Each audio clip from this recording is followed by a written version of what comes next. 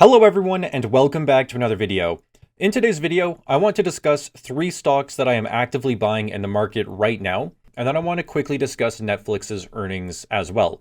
This is going to be another action-packed video, and I have been hearing your feedback that you want shorter content, so I am going to do my best to talk about all of these topics as quickly as I possibly can. But before we get into the video, I want to quickly correct what I said in my last week's video about the TD live stream that I am doing, because I said that it was happening today on October 22nd, but it's actually tomorrow on October 23rd at 2 p.m. Eastern. The TD live stream is going to be an hour long that I'm doing with them for TD's Investor Education Month. And in this live stream, I am going to be going through my investment thesis on Constellation Software and explaining how I do investment research. So make sure to tune in at 2 p.m. Eastern tomorrow on my channel, or you can click the link at the top of my description to join via TD's registration platform. But with that being said, let's now dive into today's video. And the first stock that I want to discuss that I am actively buying is Mercado Libre. And this shouldn't be a surprise to anyone because I have discussed Mercado Libre a few times on my channel recently, letting you know that I am actively buying this stock. However, some new information has come out and I want to share my updated research and the new information that I have found. But first I want to quickly address that Mercado Libre is in about a 20% correction right now, and this is because of concerns over rising competition in the e-commerce space in Brazil, and also some political uncertainty happening in Argentina, which is Mercado Libre's third largest market. And one of the main concerns in regards to competition is that Mercado Libre has recently lowered its free shipping hurdles in Brazil so that people can get free shipping on cheaper items. Analysts have taken this as a sign that the company is having to continue lowering shipping costs to try and compete with Amazon. However, I found the management's commentary from the most recent quarter on them lowering the free shipping hurdles, and here is what they had to say. Remember, we implemented this at the end of the last quarter in June. So during the quarter, you can see the growth in items in Brazil was 26% for the full quarter. But if you were to look only at June, which is the month in which we implemented this, it accelerated to 34%. So you have only seen the partial effect of the lowering of free shipping threshold. We will see that in full in the third quarter. Yes, this quarter, you probably heard that we took a very important strategic decision, which is to lower the free shipping threshold in Brazil from BRL 79 to BRL 19. If you step back a little bit, you might remember we started offering free shipping in Brazil back in 2017. Back then, the threshold was 120 BRL. And since then, we've lowered the threshold 3 times, the latest one being this one. So this is not something new. We have been doing this over the years, and every time we lower the free shipping threshold, we've seen an acceleration in growth of gross merchandise volume, total payment volume, more frequency of purchase, number of new users coming online. We're operating in a region that penetration of online commerce is very, very low. So still, we play an important role in bringing people online by eliminating frictions of online transactions. And one of the most important friction points is the shipping costs. So we have proven over time that lowering the free shipping threshold has been a very good tool for us to accelerate growth. If you take a longer term view over the past 5 years, since we have been doing these and other things, obviously, we have doubled our market share in Brazil. Only in the last year, we increased 4 percentage points of market share. Our growth continues to be significantly larger than the market. So we are very excited about what we're doing, and we have been doing it in the past. And I think that this is a great quote from last quarter's transcript because it really gets through all of the noise. And again, the noise right now is that Mercado Libre is having to lower their shipping costs to compete with companies like Amazon in Brazil. But if you take a step back and look at the long term and their strategy here, this is not the first time that they have lowered their free shipping threshold. This is the third time that they have done so.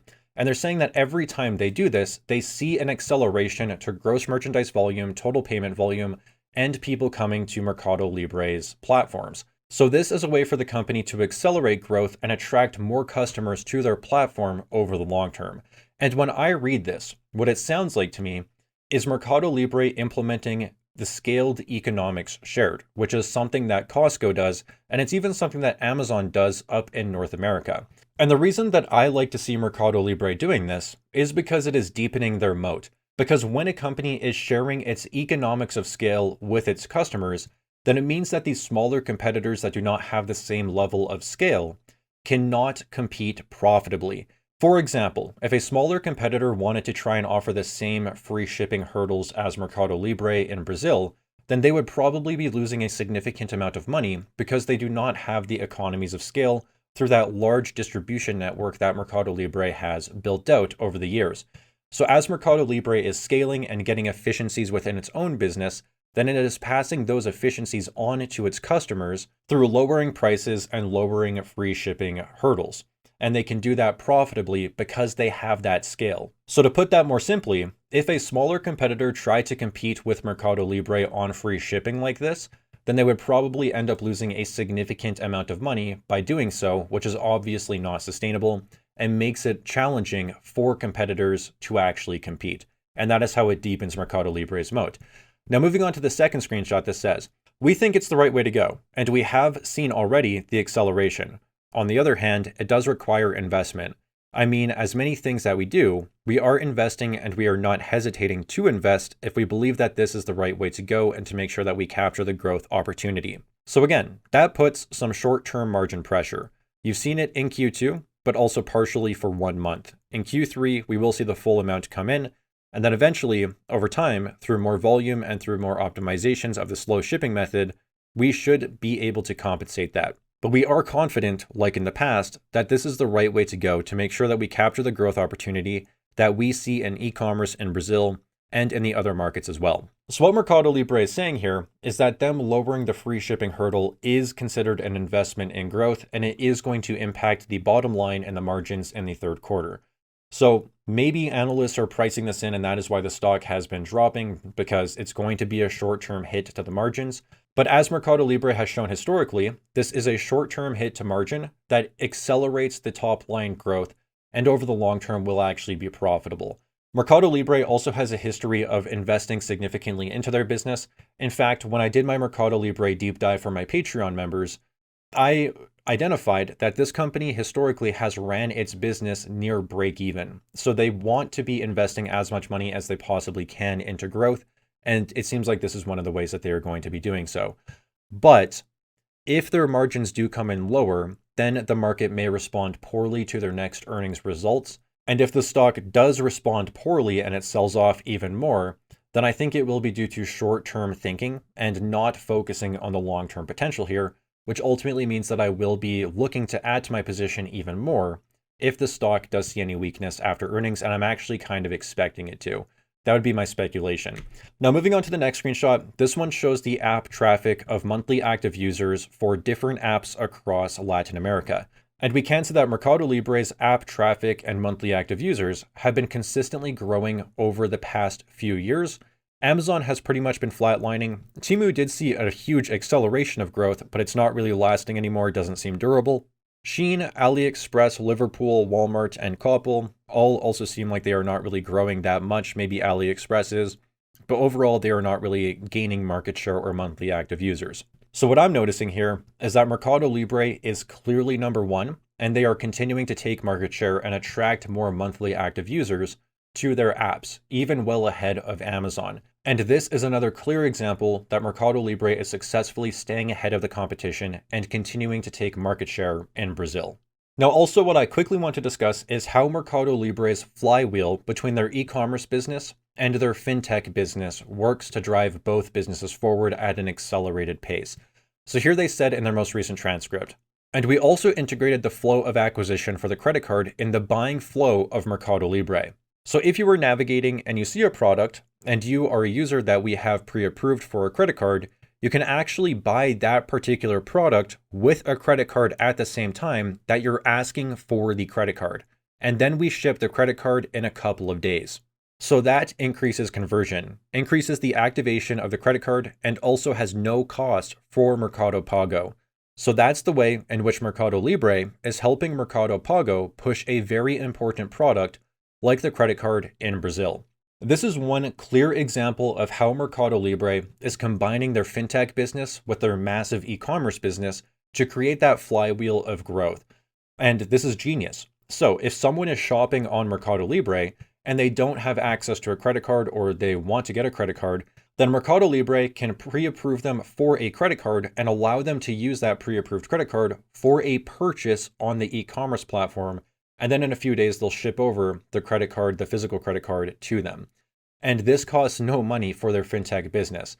So this is how they're leveraging their massive e-commerce platform, the largest e-commerce platform in Latin America, to also get more people online, get more people making digital payments, all through their Mercado Pago fintech business. And this is partly how Mercado Pago has been growing so freaking quickly. It's actually the #1 focus of investments for Mercado Libre's business overall right now. So this company, I think, is just fantastic. I see so much opportunity for them to continue growing strong over the long term and continuing to digitize Latin America. Mercado Libre is a business that's continuing to grow by over 30% annually, even though they're doing over $20 billion in revenue now. I also estimate that the profit potential of this business is around $5.3 billion in the trailing 12 months now, which means that it is only trading for about 21 times profit potential. For a high quality business with such a strong track record of growth and execution and a long runway of growth ahead of them, I think that this is a very fair price to pay. And I think that Mercado Libre stock will continue to perform extremely well over the long term from this price. So for all of those reasons, I have continued to buy more Mercado Libre, and I believe that this is actually the #1 stock that I have continued to add to my portfolio over the past month. And as the stock has fallen, I have been getting more and more aggressive. All right, let's now move on to the second stock that I want to discuss and that I have been buying in the market recently. And this one is Constellation Software, or CSU.to. This is a stock that I have been waiting for so long to continue buying. I actually dedicated an entire chapter of my book, The Fundamentals of Investing, to Constellation Software specifically, talking about why it is such a high quality company, why their capital allocation is an absolute masterclass on investing as a whole, and the management of this business being top tier and incredibly aligned with creating shareholder value. In fact, it is in the company's culture to have their management team invest 75% of their bonuses into the Constellation Software stock, buying the stock on the open market and holding the shares for the next 5 years. This is a culture that I wish a lot more companies took on, because it would align the incentives of the upper management with the public shareholders by forcing them to become public shareholders themselves, with money that they earned and they had to use to buy the stock with, not just free money or free shares that they were gifted. This is an incredible culture, and it's part of the reason why I think that this is such a phenomenal company. Now, Constellation Software is in a very large correction right now. It's actually the largest correction the stock has ever been in, and it's down roughly 30% from its all-time highs in just a few months. And the stock is seeing a lot of weakness, mostly due to fears that AI is going to disrupt all of their businesses. So for those of you who may not know, Constellation Software is a conglomerate of vertical market software companies. These are typically small software companies that operate in very niche vertical markets around the globe, and Constellation Software acquires them, takes the cash flows that they receive from these companies, and then buys more. You can think about them as like the Berkshire Hathaway of software companies. And they have a history of allocating capital extremely, extremely well. If we go and take a look at Constellation Software's revenue, it has compounded by roughly 24% annually since they IPO'd in 2005, and the revenue is continuing to hit all-time highs.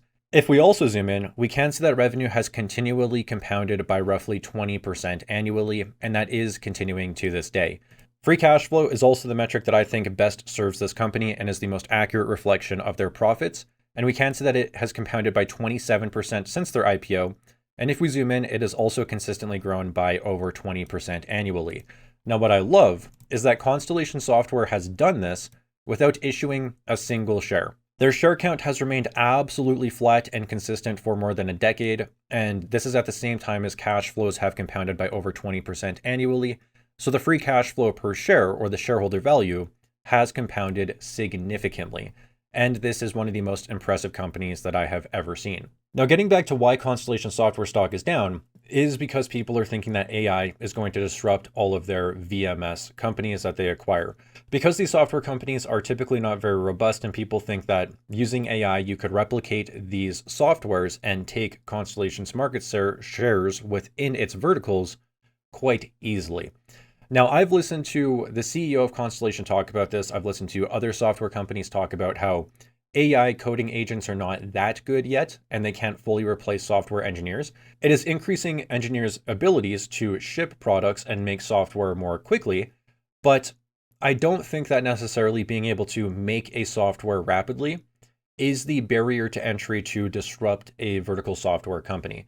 VMS companies have long established customer relationships that have a lot of goodwill built into those relationships, and the software that they provide to their customers is also mission critical, which means that their customers' businesses rely on the software to operate their companies.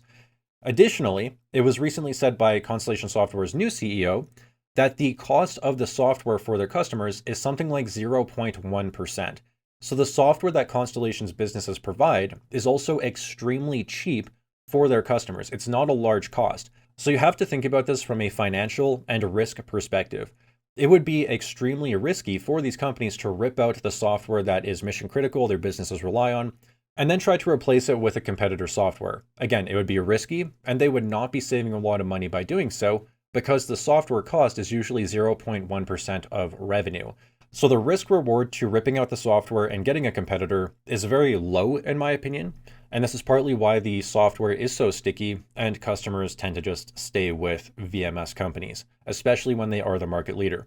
So overall, I am just not fully convinced that AI is going to disrupt Constellation Software in a meaningful way yet. I am paying attention to the situation and I am also monitoring it. But the CEO, or the former CEO at this point now, Mark Leonard, recently did a 2-hour long, I guess, question and answer period with the shareholders. And it's very clear that Constellation is also staying on top of all of the developments in AI. They're using all of the latest tools, and they're also working with customers to improve the products so that their customers don't have to go somewhere else to get the products that they want in regards to new AI features or something like that. So my overall conclusion is that AI does not seem to be disrupting VMS companies. I'm not confident that they ever will. And there's an argument that AI could actually be a benefit to VMS by being able to ship products faster and execute on the backlog that they have with their customers.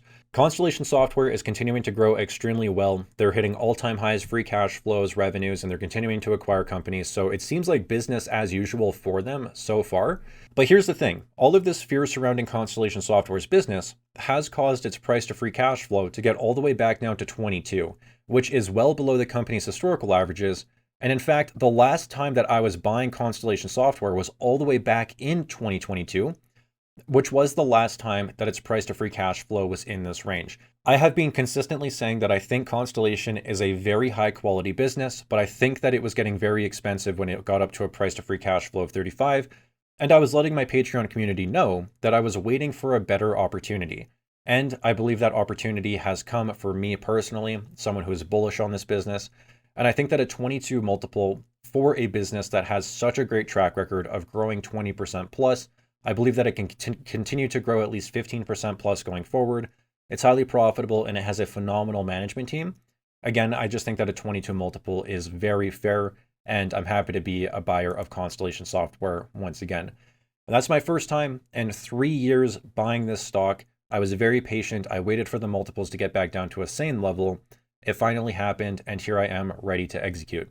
So with that being said, let's now move on to the third stock that I have actively been buying in the market, and this one is Topicus.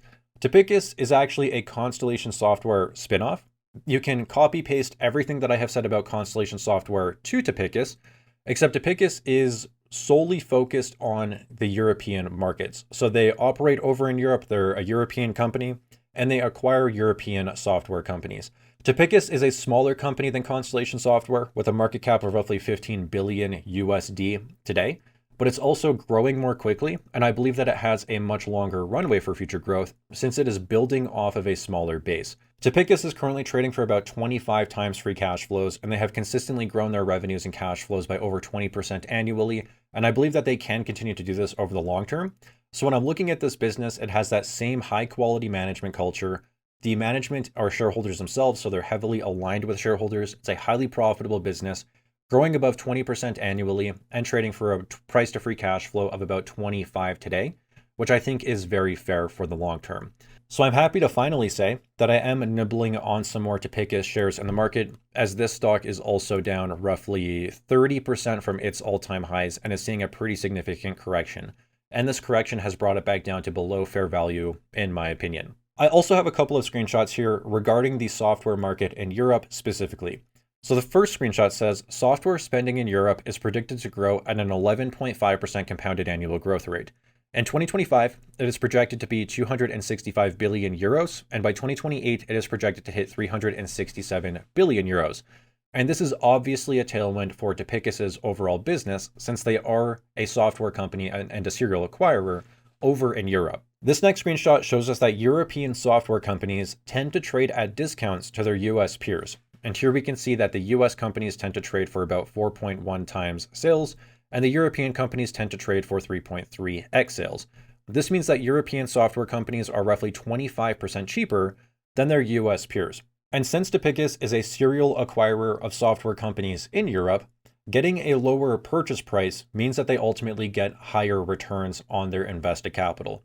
This is partly why Topicus has been able to grow at a faster rate than Constellation Software, and it's also why I think that Topicus has a better growth opportunity going forward. Now, this last screenshot says, here are some of the key insights we've gleaned about the current state of the European software market.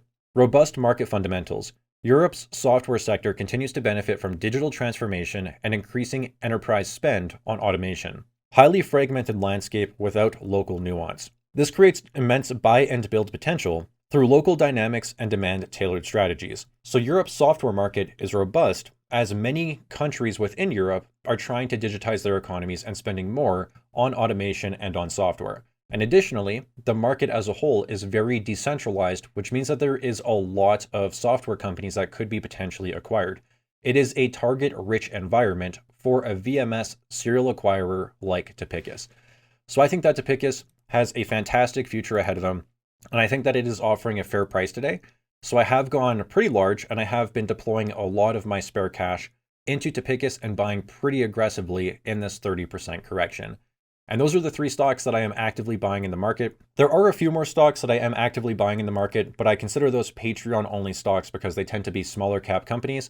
So if you want access to my full portfolios to see all of my performance, all of my holdings, and get access to all of my buys and sells, then consider checking out my Patreon community. It's only $15 per month, and you get access to all of the above, my Discord community, exclusive content, and even more.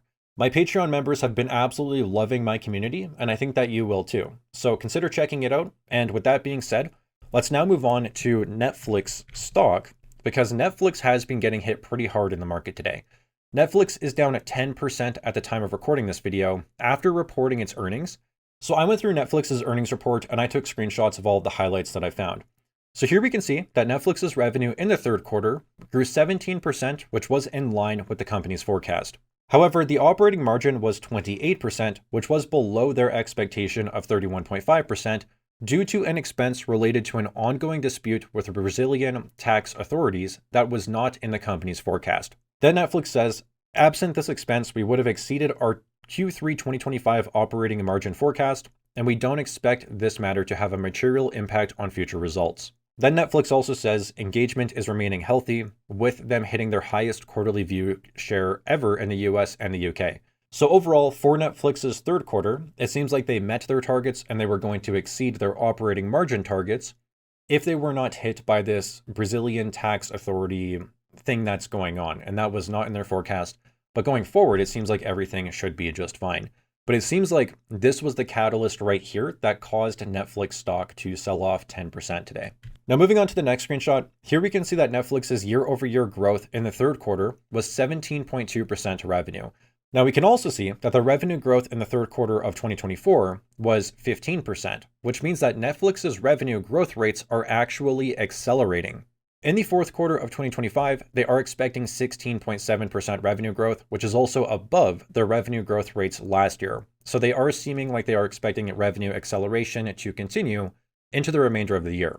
If we take a look at Netflix's operating margins, we can see that it was 28.2% this quarter versus 29.6% last quarter. So due to the Brazilian tax authority stuff going on, Netflix's operating margin did drop year over year. However, for the fourth quarter, they are expecting the operating margin to be roughly 24%, which is roughly 2% higher than 22% in the fourth quarter of 2024. So overall, it does seem like Netflix's revenue growth is continuing to accelerate and their margins are continuing to expand, which is great to see.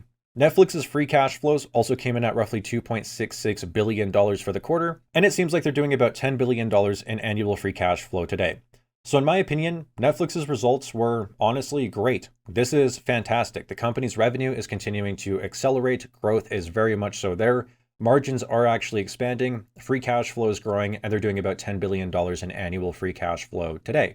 So then the question is, why did the stock sell off so much? And in my opinion, it is probably partly due to that one-time hit with the Brazilian tax authorities. However, in my opinion, the real reason is probably because Netflix stock is trading for 50 times free cash flows even after this 10% drop. This is typically what happens when companies get very expensive in the market, and Netflix, in my opinion, is very expensive in the market, is they can have fantastic earnings reports and even beat guidance, but because their multiples are so high, their stocks can still drop despite the great numbers. And this is one reason why I do not like buying stocks that are trading for such high multiples, is because there is so much expectations and so much future growth already priced into them. So I try to boil my investing decision down to the going in multiple that I am paying for the business and the future growth expectations that I have to the fundamentals of that business. And when I take a look at Netflix, it's trading for about 50 times cash flow. So my going in multiple is 50, and it's growing by about 17% per year. So 50 multiple for 17% growth is very expensive in my opinion. And to put that in perspective, Constellation Software is trading for a 22 multiple and seeing 17% growth as well. Mercado Libre is trading for a 21 multiple and seeing over 30% growth. So when I take a look at the price to growth ratios of these businesses, Netflix looks very expensive, even to other extremely high quality companies that are selling in the market today. And I know that there's a lot more that goes into the investment process, like analyzing the management, analyzing the moat, looking at competitors, et cetera, et cetera. But when it comes down to it, when it comes down to the actual buy decision, for me, it's going in yield and future expected growth. And I explain all of this in great depth and my entire investment process in my 30-hour investment course that I recently launched called Mastering Fundamental Analysis. I have been getting great reviews on my investment course, and I'm not going to do a huge plug right here, but I truly believe that if you're someone who wants to deeply learn fundamental investing and the investment strategies of legendary investors like Warren Buffett and Peter Lynch, then there is no better product out there than my new investment course. So if you want to check out my brand new investment course and get 30 hours of investment content that I'm also continuing to add to on a regular basis, then you can check out the link in my description. But if you're not interested right now, then also know that I will be offering a Black Friday sale sometime in November, which should be a pretty good discount. And you can join my email list on my website via the same link if you want to get updated and get an email for when my Black Friday sale starts. But with all that being said, that's my thoughts on Netflix. That's the reason why I think the stock is down. I think that it simply got overvalued and now it's cooling down even after great results. But I'm also looking at the time and I do not want to make another 50-minute video because I'm hearing your guys' feedback. So I'm going to cut off the video there and discuss the rest of the topics later this week in another video. So if you did enjoy this video, then as always, please remember to leave a like on it. And if you're new here and you want to see more content like this, then consider subscribing to my channel. And as always, thank you all so much for tuning in. I truly do appreciate it. And I really hope to see you all again in my next video.